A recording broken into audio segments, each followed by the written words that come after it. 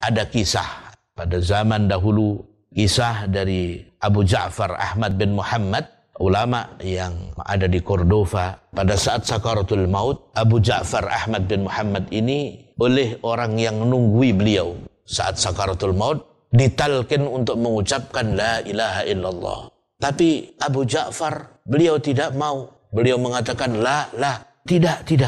Orang pada bingung. Ini bagaimana disuruh untuk mengucapkan la ilaha illallah, kalimat terakhir, man qala la ilaha illallah dakhalal jannah, siapa yang mengucapkan la ilaha illallah dia akan masuk surga. Tetapi dia mengucapkan tidak. Nah, ternyata begitu sadar, dia bercerita ada dua setan di kanan dan kiri beliau. Setan yang di kanannya menginginkan agar dia masuk ke dalam agama Yahudi, dan setan yang di sebelah kirinya menginginkan agar dia masuk ke agama Nasrani. Dia diminta supaya mati di atas agama Yahudi atau di atas agama Nasrani. Sehingga beliau mengatakan, saat itu saya mengatakan la, tidak.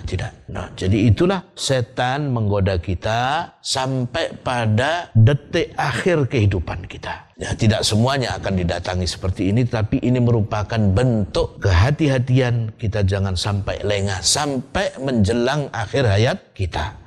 Setan terus akan menggoda kita, menggoda manusia agar menjadi orang-orang yang murtad, menjadi orang-orang yang tidak beragama Islam. Di sinilah pentingnya kita memahami masalah ilmu ini supaya kita dijaga oleh Allah, agama kita dijaga oleh Allah sampai akhir hayat kita. Tetapi manakala seseorang insya Allah selalu hidupnya di atas kebiasaan yang baik, di atas ketaatan, selalu menjaga kewajiban, mata alih, orang ini akan meninggal dunia di atas kebiasaannya itu, kebiasaan yang baik, dan insya Allah akan dibangkitkan oleh Allah Subhanahu wa ta'ala di atas Islam, jadi orang-orang yang mudah-mudahan diselamatkan oleh Allah Subhanahu wa ta'ala.